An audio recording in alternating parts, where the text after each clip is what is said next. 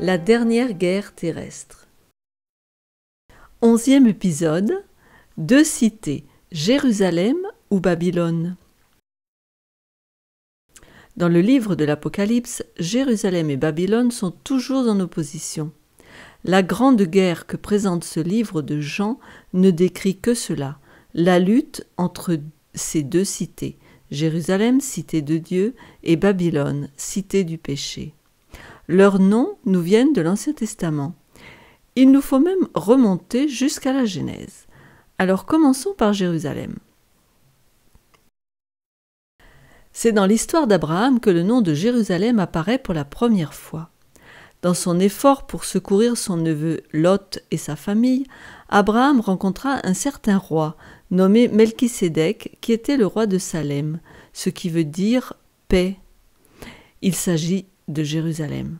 Vous trouverez ce texte en Genèse 14, verset 18. Melchisédek, roi de Salem, ou Jérusalem plus tard, fit apporter du pain et du vin. Il était sacrificateur du Dieu Très-Haut. Dieu voulait que Jérusalem soit la ville de la paix. 800 ans plus tard, David va choisir ce même lieu pour sa capitale. Il y planta ses étendards et y établit le quartier général de son royaume.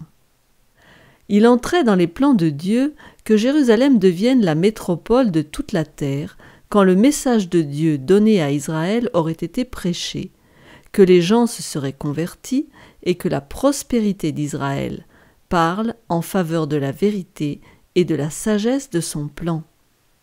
Cette ville devait être la gloire de la terre, un diadème de gloire où toutes les nations auraient afflué. Si on lit Ésaïe, Jérémie, Ézéchiel, Zacharie et d'autres prophètes de l'Ancien Testament, de nombreux prophètes font référence à la gloire de Sion ou Jérusalem. Quand Jésus est venu, le Messie si longtemps attendu, les habitants de Jérusalem l'ont rejeté. Celui qui devait être le vrai roi d'Israël fut cloué sur la croix. Et puisqu'Israël a crucifié son roi, sa capitale n'avait plus de raison d'être. C'est pourquoi Jésus a prononcé ces terribles paroles un peu avant de mourir.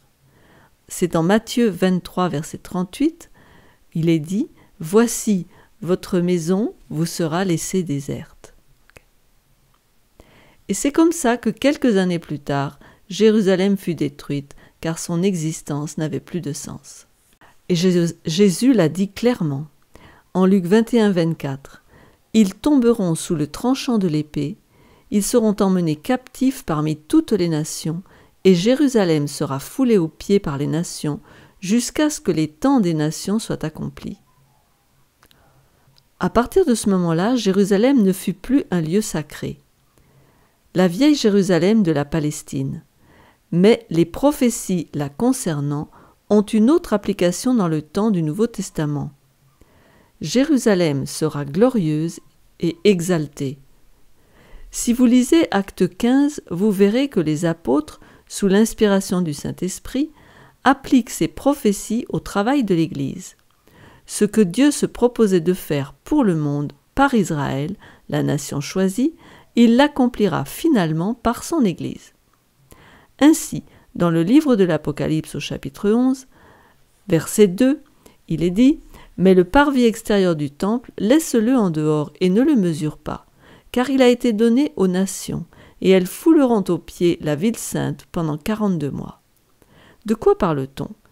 De Jérusalem en Palestine? Non, de l'Église de Dieu qui fut foulée aux pieds pendant 1260 années. Nous avons donc là une clé à l'application de ce symbole de Jérusalem ou Sion. Quand Dieu parle de Jérusalem, sa sainte cité, dans les temps du Nouveau Testament, il veut parler de son Église dispersée un peu partout dans ce monde. Voyons maintenant Babylone. Babylone, quant à elle, fait référence à une cité qui apparaît très tôt dans le livre de la Genèse aussi, dès le départ. Genèse 10 nous raconte l'histoire de Nimrod, l'arrière-petit-fils de Noé. Cet homme devint très puissant sur la terre. C'était un homme considérable. On lit Genèse 10, versets 8 à 10. Coush, engendra aussi Nimrod, c'est lui qui commença à être puissant sur la terre. Il fut un vaillant chasseur devant l'Éternel, c'est pourquoi l'on dit « comme Nimrod, vaillant chasseur devant l'Éternel ». Il régna d'abord sur Babel, Érec, Akkad et Calné au pays de Shinéar. Sa ville, donc, c'était Babel en particulier. Il en avait d'autres. Babel, ça vous rappelle quelque chose? Babel, Babylone. C'est lui qui dirigera la construction de la tour de Babel. Babel, c'est le mot hébreu, et Babylone, c'est la traduction en grec. C'est ainsi que Babylone commença. Si l'on lit le chapitre 11 de la Genèse, on voit que la construction de la tour était l'œuvre d'une confédération ou conspiration pour défier Dieu, pour établir le gouvernement de l'homme sur la terre en rébellion contre Dieu. Un peu à la manière de Lucifer, qui avait voulu établir son gouvernement au ciel contre Dieu. Certainement inspiré par Satan, ce gouvernement de Babylone s'est élevé comme le plus grand ennemi de Dieu tout au long de l'histoire. Pendant des centaines d'années, dans l'Ancien Testament, on voit Babylone comme un centre d'idolâtrie, le siège même du paganisme.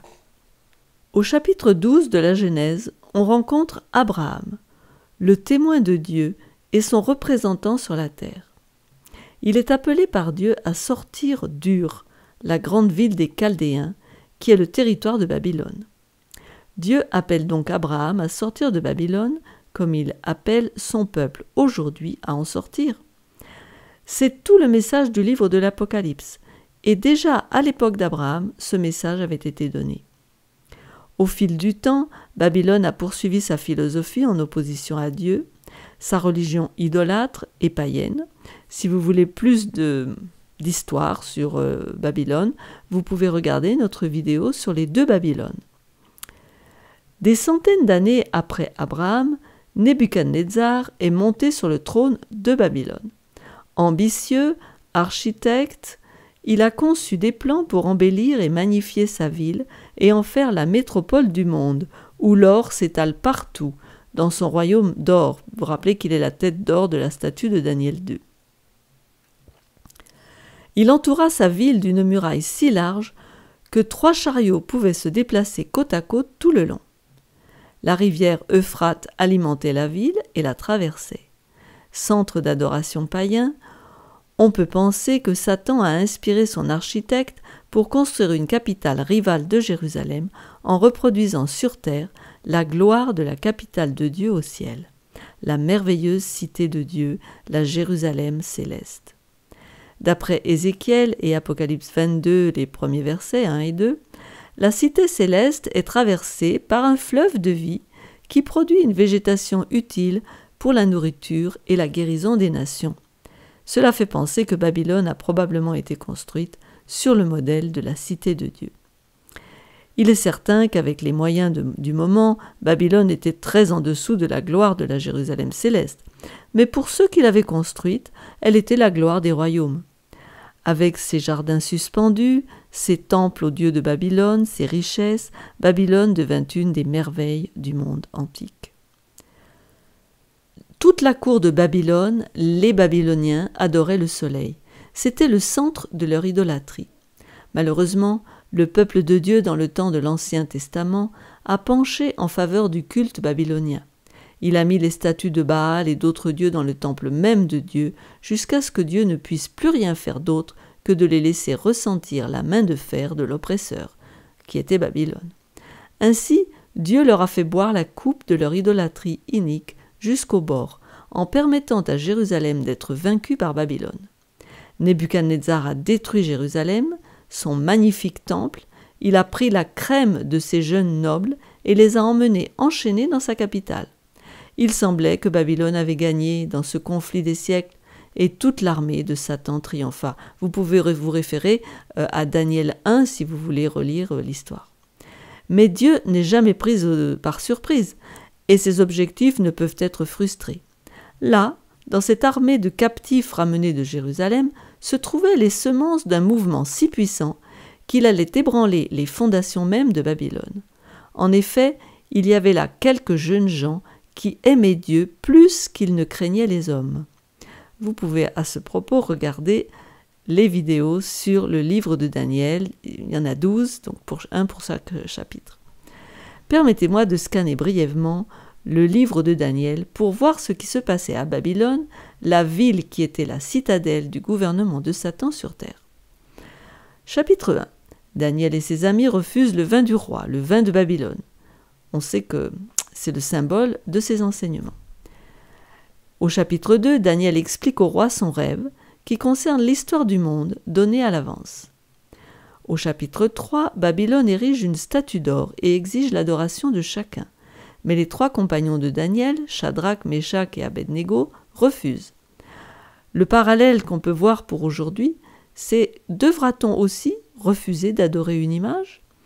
On en parle dans l'Apocalypse, celle de la bête, la Babylone mystique. Au chapitre 4, c'est l'apogée de l'histoire. Par le service de Daniel et par la verge de Dieu, Nebuchadnezzar va finalement reconnaître le vrai Dieu et lui offrir ses hommages. Le parallèle pour aujourd'hui, il y aura aussi des hommes importants dans le monde et dans les églises qui à la fin se soumettront à Dieu et accepteront son message. Malgré la conversion de Nebuchadnezzar, Babylone a quand même continué sa course dans le péché jusqu'à ce que son heure de grâce s'achève. Jérémie décrit la lamentation plaintive la concernant. On lit au verset 9 du chapitre 51. « Nous avons voulu guérir Babylone, mais elle n'a pas guéri.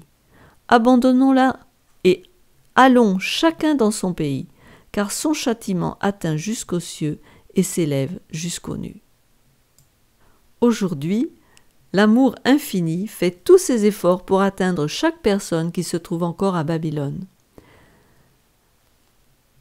Chapitre 5. L'impiété finale de Babylone est décrite dans ce chapitre où le roi fera apporter les ustensiles du temple de Dieu à Jérusalem pour y boire du vin de Babylone. Là, Dieu ne peut tolérer cet acte audacieux de profanation. Le doigt de Dieu écrit sur le mur du palais le sort de Babylone.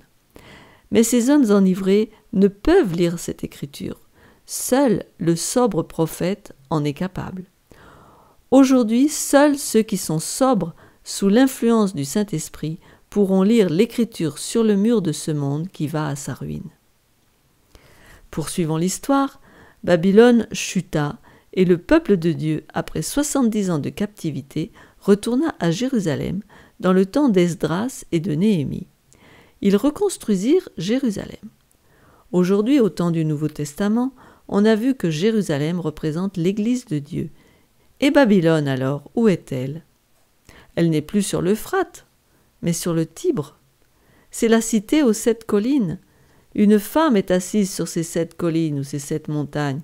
C'est la Babylone mystique. Savez-vous que l'apôtre Pierre, qui écrivit son épître dans la cité de Rome, l'appelle Babylone ?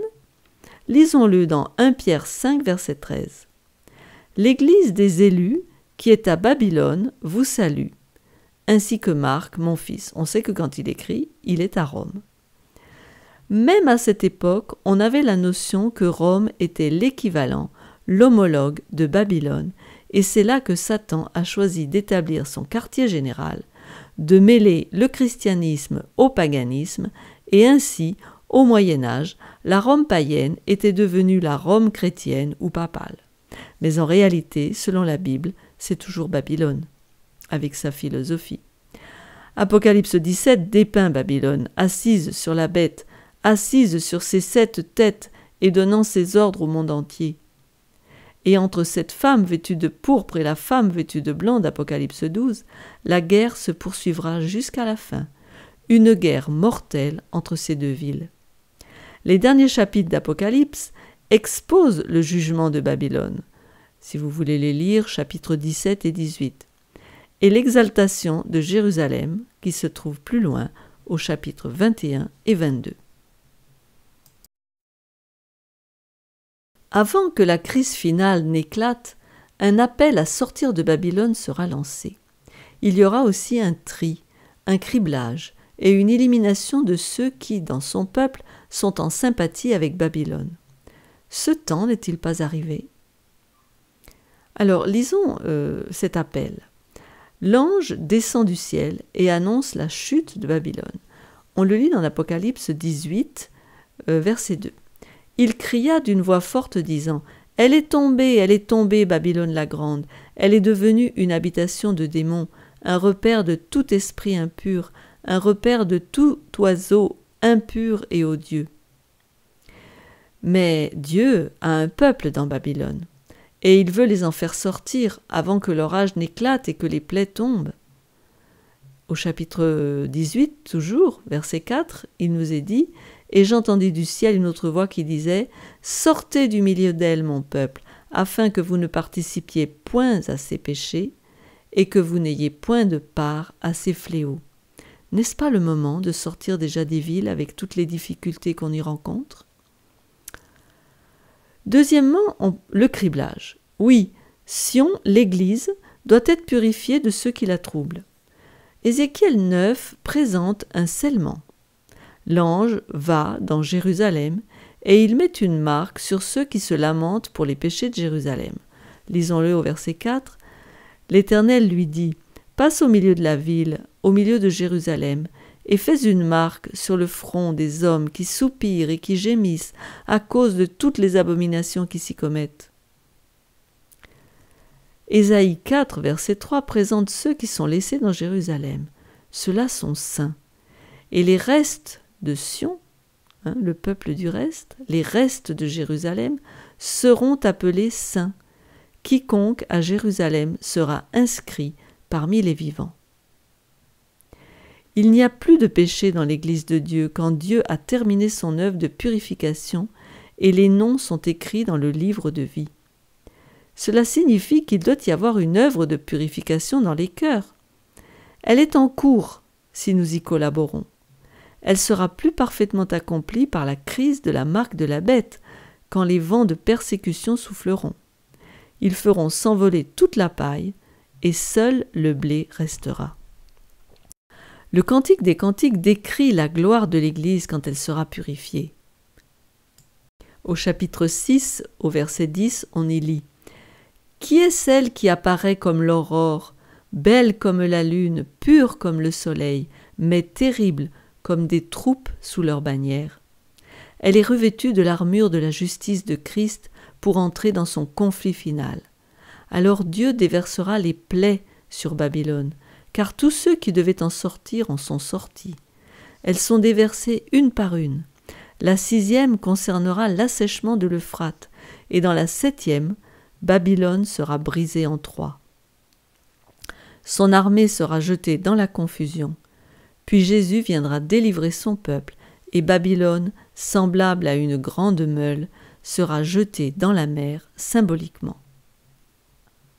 Alors un ange puissant prit une pierre semblable à une grande meule, et il la jeta dans la mer, en disant « Ainsi sera précipitée avec violence Babylone, la grande ville, et elle ne sera plus trouvée. » Vous trouvez ce texte en Apocalypse 18, verset 21. Ce sera la fin de Babylone, cette ville qui pendant des siècles a défié Dieu. L'apogée de toute la scène aura lieu après le millénium. On verra la ville sainte descendre du ciel. C'est la nouvelle Jérusalem, pas l'ancienne. C'est la nouvelle Jérusalem préparée comme une épouse qui s'est parée pour son époux. Elle descend d'Orion et se pose sur l'emplacement de la vieille Jérusalem. On lit en Zacharie 14, verset 4. « Ses pieds se poseront en ce jour sur la montagne des Oliviers, qui est vis-à-vis de Jérusalem, du côté de l'Orient. La montagne des Oliviers se fendra par le milieu, à l'Orient et à l'Occident, et il se formera une très grande vallée. Une moitié de la montagne reculera vers le septentrion et une moitié vers le midi. » Et cet endroit fera place à la Jérusalem céleste qui descend. Et là où David régnait, le fils de David régnera pour toujours. Et là, pendant des âges éternels, toutes les nations des sauvés se rassembleront dans la ville de jaspe, la ville d'or, là où coule la rivière de cristal dans toute sa splendeur. Ce sera la capitale du royaume de Dieu pour l'éternité. Vous avez compris, c'est la ville de Christ, le fils de David. Alors, chers amis, à laquelle de ces deux villes appartenez-vous? Où est votre citoyenneté? À Jérusalem ou à Babylone? Dans la ville perverse ou la ville sainte? Pour répondre, allons au psaume 137 et nous allons le lire. Sur les bords des fleuves de Babylone, nous étions assis et nous pleurions en nous souvenant de Sion. Au saule de la contrée, nous avions suspendu nos harpes. Là, nos vainqueurs nous demandaient des chants et nos oppresseurs de la joie. Chantez-nous quelques-uns des cantiques de Sion. Comment chanterions-nous les cantiques de l'Éternel sur une terre étrangère? Si je t'oublie, Jérusalem, que ma droite m'oublie, que ma langue s'attache à mon palais, si je ne me souviens de toi, si je ne fais de Jérusalem le principal sujet de ma joie. Éternel, souviens-toi des enfants d'Édom, qui, dans la journée de Jérusalem, disaient « Rasez, rasez jusqu'à ses fondements ! Fille de Babylone l'a dévastée, heureux qui te rend l'appareil, le mal que tu nous as fait. Heureux qui saisit tes enfants et les écrase sur les rocs. » Et là, posez-vous ces questions. Est-ce que je chante les chants de Sion ou ceux de Babylone? Quand je suis dans Babylone, est-ce que je chante ou est-ce que je pleure? Les enfants de Sion pleurent dans Babylone. Ils ne sont pas chez eux. Ils soupirent après Sion. Ils attendent le grand jour de leur délivrance.